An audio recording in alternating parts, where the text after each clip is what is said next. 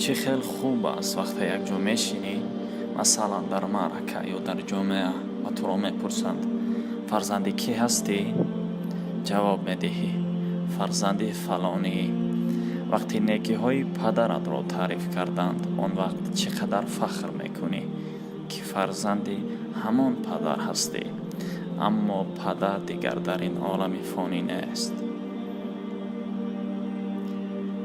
از دل سنگ مزار تو صدا جویم پدر، سبزه را بوییده و بوسیده من گویم پدر.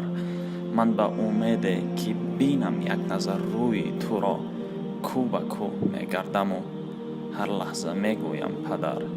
در کدام آینه بینم قد دلجوی پدر، از کی گیرم از کجا من نسخه روی پدر.